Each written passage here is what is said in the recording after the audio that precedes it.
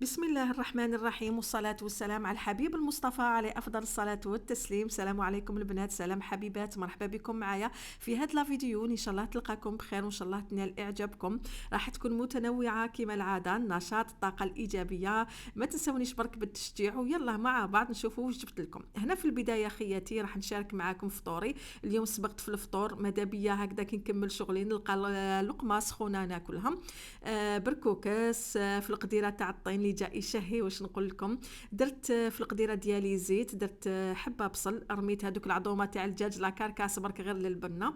وهنا خياتي نشارك معكم هاد التدبيره اللي نقدروا نديروها في كامل لي صوص روج، راح تعطينا بنه بزاف هايله. دونك كيما شفتوا معايا في الاشواغ، درت حبه صغيره تاع فلفل الحلو هذاك الاحمر، درت الثوم، درت طوماطيش تاع الحب، طوماطيش تاع الباطا العكري، ورحيتهم كامل هكذا مع بعض.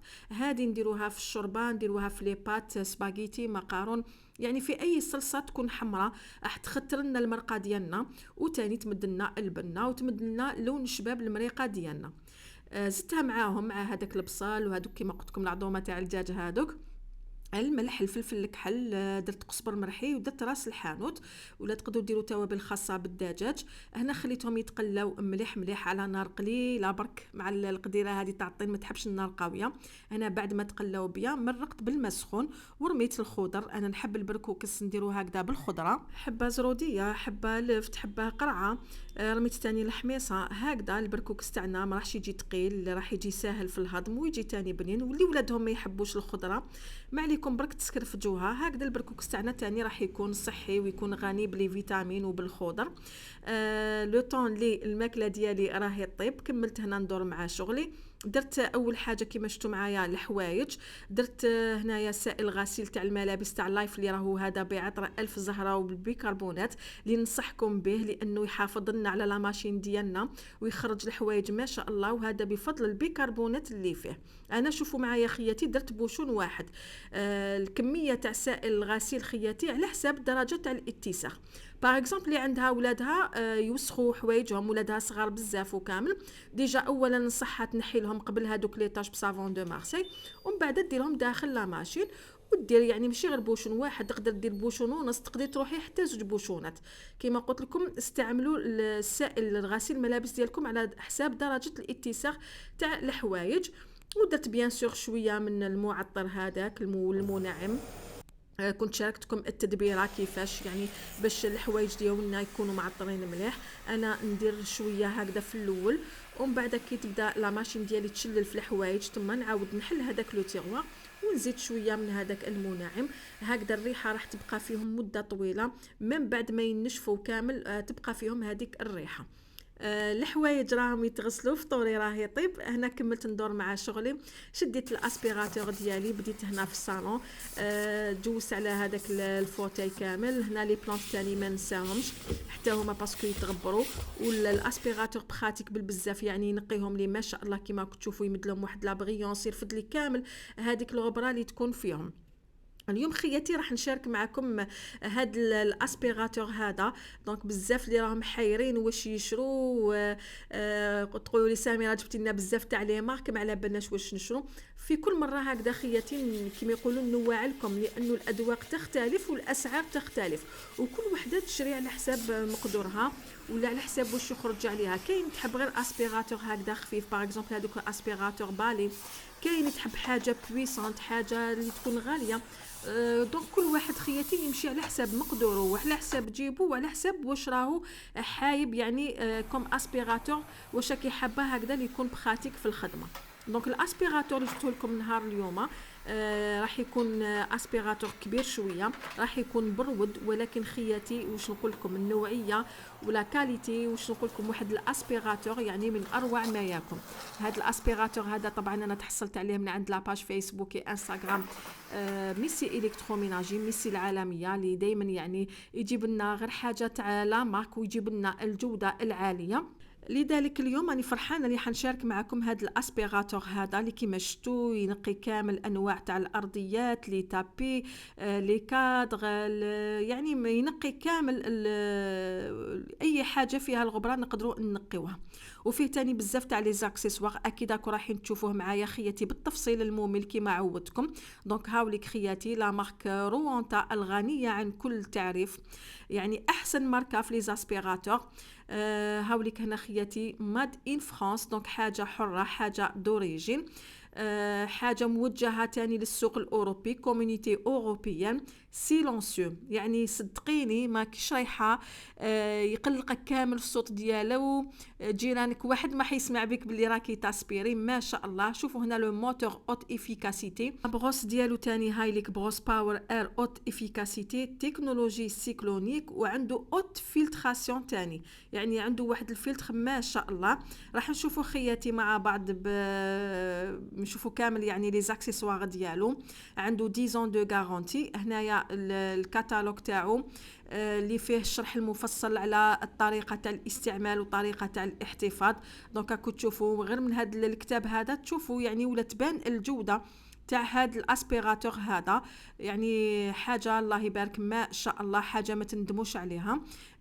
سي فري كو السعر ديالو شويه غالي، وكما يقولوا خياتي السعر ما يكذبش، يعني قد ما تكون الجوده تاع الحاجه قد ما السعر راح يزيد طبعا. نشوفوا لي زاكسيسوار. اول حاجه هذه هي لا بروس خياتي، ولا كما يقولوا القطعه الرئيسيه كامل في الاسبيراتور. الجوده تتكلم خياتي وحدها. شوفوا الاناقه، شوفوا يعني حاجه ما شاء الله. شفتوا هذاك لو بوطون كي نعبزوا عليه يدير لنا لو تابي كي نعبزوا على الجهه الاخرى للارضيات. عنده تاني هذه القطعه هذه فيها اون بروس تاني، هذه هايله تاني بزاف ما شاء الله.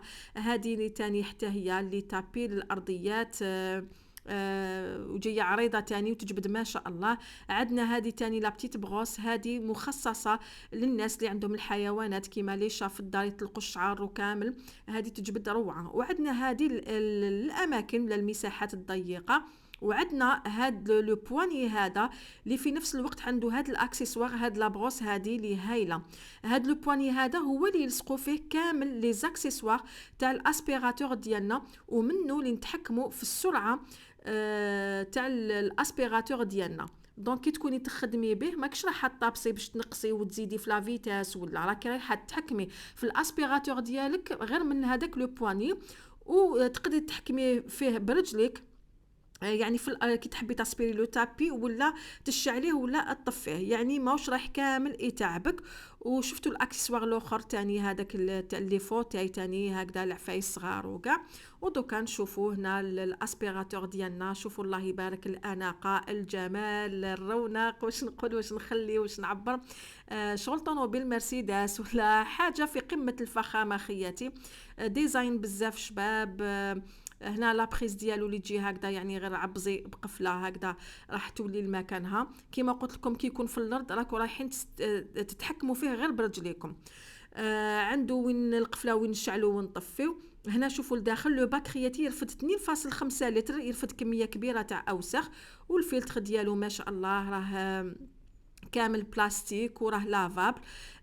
شفتوا معايا لو تويو هذا اللي راه كبير، هذا واحد الجوده خياتي صدقوني قد ما نهضر لكم على الجوده قليل في حقه هذا الاسبيراتور هذا. بالنسبه للسعر ديالو دار عفوا 4 ملايين و200، وصراحه يستاهلهم. كي نشوفوا الجوده ديالو سيلونسيو ما شاء الله خياتي، حاجه اللي عندها 10 دو غارونتي، يعني حاجه ماكش رايحه تندمي عليها. ودوكا راني رايحه نشارك معكم هاد لو بغا ميكسور اللي راح يكون عباره على جائزه مقدمه من عند لاباج ميسي الكتروميناجي اللي راه داير لكم مسابقه على الصفحات ديالو، صفحه انستغرام اي فيسبوك. هاد لو بغا ميكسور راهو ماركه فرنسيه موندين. كشتو الكود باغ يبدا بنيميرو 3 600 وات الله يبارك. من شروط المسابقه اخواتي انكم تابونيو لي باج تاع ميسي الكتروميناجي تاع فيسبوك اي انستغرام، تدخلوا في لاباج تما راكم رايحين تلقاو منشور المسابقه راح يكون ايبانغلي.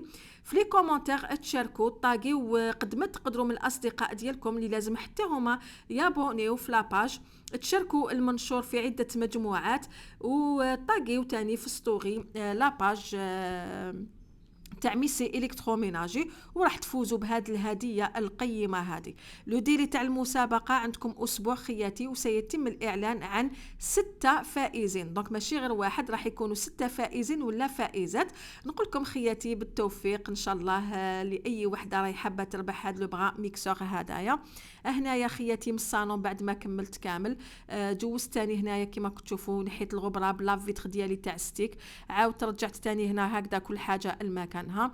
الاسبيراتور ديالي دوكا خبيته خلاص، انتهت المهمه ديالو، اسبيرا لي كامل الغبره، ما بقى لي برك نجوز غير هذاك النشاف اليابس هذا كيما نقول لكم، حاجه غير خفيفه باسكو الاوساخ خلاص ما بقاش يعني في الارض. استعملت شويه من لافسول تاعي تاع ستيك هذا اللي راه بريحه تاع فرحه الازهار، هذا البيض خياتي ننصحكم به، واحد الريحه ما شاء الله، يعني كي تجربوه راح تشوفوا تستمتعوا بوحده السياق به، واش نقول لكم روعه روعه. هنا كما قلت لكم جوزت غير حاجه برك خفيفه على الصالون هكذا على الهول كما يقولوا، وين يشوف برك احمد، لانه خلاص الاسبيراتور كما قلت لكم جبد لي كامل الاوساخ. واللي قالت لي سميره بدلي لي جوتي ماشي شابين، راني بدلتهم، درت لك في خاطرك، ان شاء الله يكونوا عجبوك هادوما، ولا ما عجبوكش نزيدو نبدلو ماشي كامل مشكل.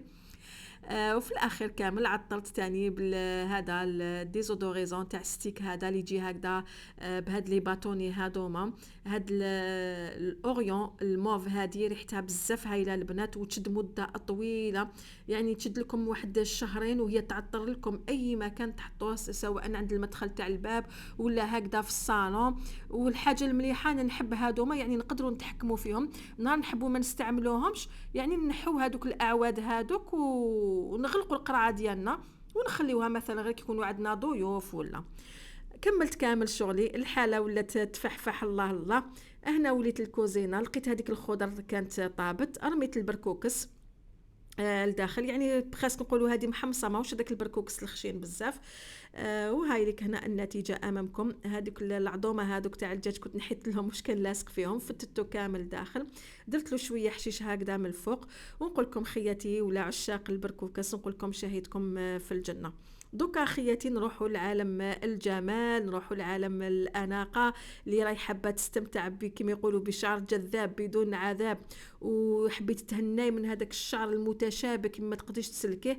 امتنان جابت لنا اقوى مجموعه اللي راهي دايره حاليا حاله في لاباج تاعهم تاع امتنان، يعني رايحه نخلي لكم لو ليان ديالها في صندوق الوصف. يعني هاد لو باك كان خدا ولا كما يقولوا كان عنده فيه نسبه كبيره تاع مبيعات نظرا لافيكاسيتي ديالو.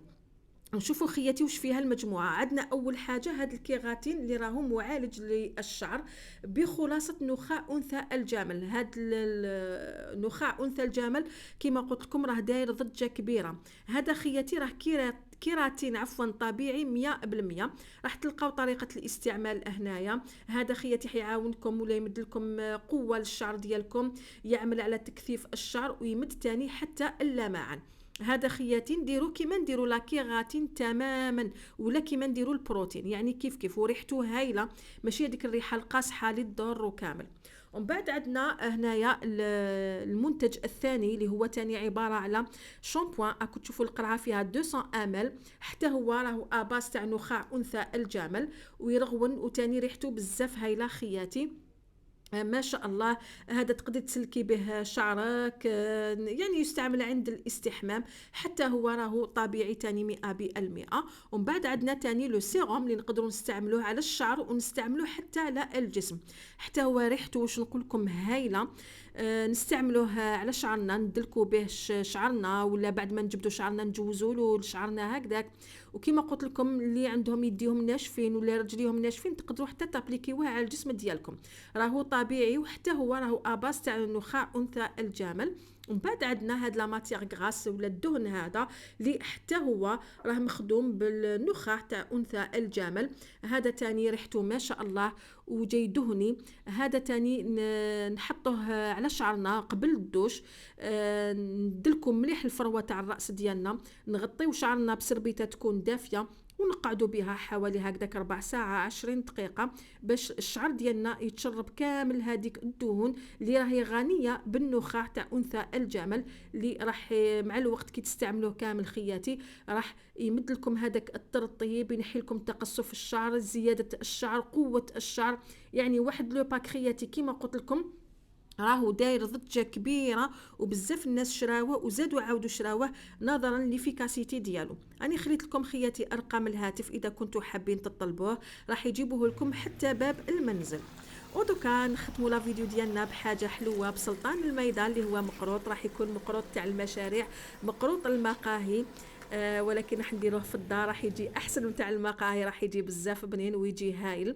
نشوفوا مع بعض خياتي الوصفه اللي راح تكون بمقادير مضبوطه.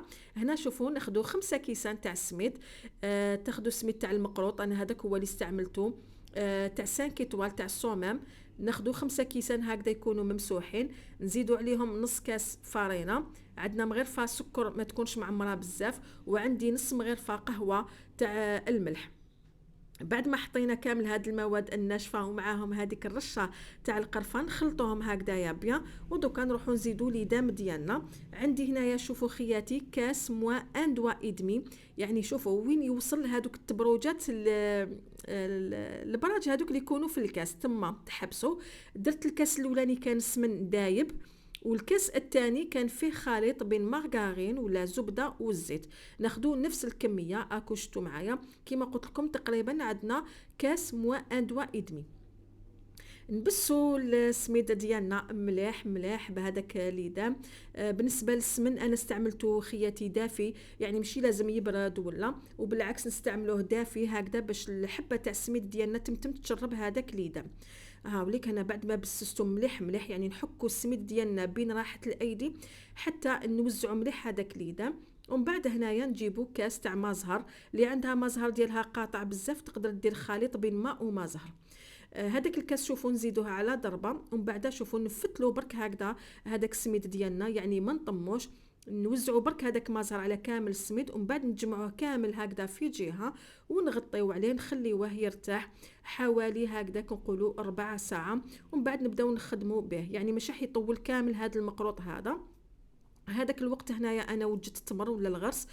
خديت كميه تاع التمر، اذا كان يابس فوروه شويه ولا دخلوه شويه الميكرووند، درت له شويه جلجلان شويه مزهر ومغرفه تاع زبده اللي ممكن تعوضوها بالسمن ولا تعوضوها بشويه زيت، ومن بعد نعجنوا مليح هذاك الغرس ديالنا حتى يولي الطري هكذا بهذا الشكل. الجلجلان خياتي ديروه محمص باش يعطيكم بنه بزاف هايله، وديروا رشه تاع القرفه، انا نسيت ما درتهاش، ديروا رشه قرفه راح يعطيكم تاني ذوق بزاف هايل، واللي ما يحبوهاش يستغناو عليها. هنا بعد ما جازت 4 ساعة وليت لهنايا لهذاك السميد، شوفوا لقيتو تشرب لي كامل هذاك المزهر. نعاود نحلو هكذا بهذه الطريقة، نفتت كامل هذاك السميد ديالي، ونروحو دوكا نبداو نشكلو المقروط ديالنا. هاد الكميه هذه اللي عندي انا قسمتها هكذا يعني على زوج باش تجيني سهله في التشكيل، والكميه هذه اللي مديتها لكم راح تقطع لكم 20 حبه تاع مقروط، كل حبه الله يبارك. هنا الجزء الاولاني دوكا نبداو نخدموا غير بالعقل، نبداو نرشوا في الماء ومزهر غير شويه بشويه بلا ما نعجنوا بلا ما ندلكوا، غير بالاصابع ديالنا حتى نتحصلوا على عجينه اللي تكون ما تكونش جاريه بزاف باش المقروط تاعنا ما يجيش يابس، وما لازمش تاني تكون ناشفه بزاف باش المقروط تاعنا ما يتفتتناش في المقله، ويعني باش ما يتكسرش. فوالا هنايا حطيت العجينه ديالي فوق كيس بلاستيكي اللي راح يعاوننا بزاف بزاف، ولا فوق بابي كويسون تاني، ومن بعد نبداو هكذا نحلوه. هنا باش يعني نسقموا الاطراف، شوفوا غير بالساشي برك هكذا نعاودوا نقلبوه، الاطراف تاعنا راح يتسقموا لنا ابيض. نحلوه على سمك هكذاك حوالي 8 ملم هذا الطبقه هذه، ومن بعد هنا تاني بساشي واحد اخر نزيدو نليسيوه هكذا بالحلال باش يكون العجينه ديالنا باش تكون بيان ليس. نسقموها مليح. التمر ديالي هذيك الكميه تاني اللي درتها قسمتها على زوج. درت هنا الجزء الاولاني اللي نحلوه تاني حتى هو على شكل مستطيل، ونحلوه يكون نص تاع العجينه ديالنا. المهم خياتي الفيديو راهو يعبر لكم بالتفصيل، ساعات ما نقدروش نعبروا بالهضره كيما راكم تشوفوا بعينيكم. وبوسط هذاك الكيس البلاستيكي نقلبوا العجينه ديالنا على هذاك التمر، نغطيوه كامل هكذا، نزيدو هكذا بالحلال نحلو العجينه ديالنا نمشيوها مليح. دونك ما نديروهش رقيق بزاف، ما نديروهش خياتي تاني خشين بزاف، وما نديروش طويل بزاف، هكذا باش ما يتكسر لكمش ويجيكم ساهل في القليان في التعسال وكلش. هنايا بعد ما خدمت بيان المقروط هذاك بواسطه هذه القطاعه الكوبات، نديروا هاد الخطوط هكذا من الفوق، اللي ما عندهاش تخدم بالموس، ولكن كي ديروا هذوك الخطوط ما تهبطوش حتى لتحت وين تقيسوا التمر ديالكم. ومن بعد هنا بالموس، من الاحسن بالموس خياتي ماشي بالكوبات، قطعوا المقروط ديالكم هكذا على حبات هكذا يكونوا مستطيلين في الشكل، نعاودوا نسقموه هنايا هكذا بيان. وفي هذه الاثناء طبعا نكونوا درنا الزيت ديالنا راهي تسخن، شوفوا كيفاش يجي، ما يجيش عالي بزاف وما يجيش تاني رقيق بزاف باش ما يجيناش تاني يابس. فوالا، ونقليوه مباشره في الزيت اللي تكون سخونه مليح مليح. وطبعا نكونوا موجدين العسيله ديالنا نخلوها هكذا تكوتي، اللي تكون في درجه حراره الغرفه. انا درت لها شويه ما زهر وخلطتهم مليح، درت ان بتي تيسي في المقله ديالي، خديت شويه تاع العجين منها باش نشوف اسكو العجين ديالي ما يتفتتش، وباش نتيستي تاني الزيت اذا كان سخنت لي مليح. نرميو الحبات تاع المقروطه ديالنا بعد ما يتقلاو ويتحمروا على جهه، نقلبوهم على الجهه الاخرى. النار ما تكونش قويه بزاف وما تكونش ناقصه بزاف، تكون متوسطه برك باش يطيب لنا مليح. ومن بعد مباشره غير يتحمر نرميوه داخل العسيله ونكملوا هكذا بهذه الطريقه. دونك الحبات الاولين اللي طابوا راهم يقطروا في الكسكس من هذاك العسل، الحبات اللي يجوا راهم يتعسلوا لو طون يطيبوا هذوك الحبات الاخرين. وروحوا معاه غير بالعقل كيما قلت لكم، هاكو شفتوا لازم ما ديروهش رقيق بزاف وما ديروهش طويل بزاف باش تقدروا تتحكموا فيه خياتي. انا يعني تعمدت خليت هذيك اللقطه باش تشوفوا كيفاش راه يتفتت، واش نقول لكم يجي واحد المقروط ما شاء الله. هنا كنت كملت قريت كامل المقروط ديالي، كنت عارفوا المقروط فيه صراحه فيه شويه تمرميد اللي دام سميدو كامل. نقيت كامل لو بلان دو ترافاي ديالي بشويه تاع سائل الاواني تاع توبسيل، نحيت كامل هذاك السبك هذاك اللي دام، مسحت لا بلاك تاعي، جوزت على الكوزينه هكذا نشاف تاني. المهم كنت عارفوا كيما قلت لكم المقروط فيه شويه تمرميده. ومن بعد هنايا درت ليا هكذا فنجالاتي باش نستمتع بهذا المقروط. هاوليك هنا البنات في شكله النهائي كيفاش يجي، شوفوا معايا يعني واحد المقروط ما شاء الله. مقروط تاع المشاريع تاني اللي حابه تسترزق تقدر تعتمد على الوصفه، وصفه ناجحه باذن الله. حاولت نديها لكم بمقادير مضبوطه هكذا باش تنجحوا في هذا المقروط. هذا يجي بنين، يجي شهي، ويجي هكذا بالطول بخاتيك تاني في الماكله. انا من الناس اللي نحب المقروط شغل حتى يقعد يبات الغدوه من داك ولا يجوزوا عليه يومين، يعجبني. راح يزيد يتشرب هذيك العسيله بيان ويجي ما شاء الله. هاوليك هنا لداخل. دونك ردوا بالكم في التعسال في القليان، الوصفه راهي هايله وناجحه، يجي يدوب في اليد قبل ما يوصل للفم. قولكم خياتي شهيتكم في الجنه. كانت هذه هي لا فيديو تاع النهار اليوم، ان شاء الله تكون نالت اعجابكم. ما تنسونيش بجمال لا فيديو. قولكم احبكم في الله، في امان الله.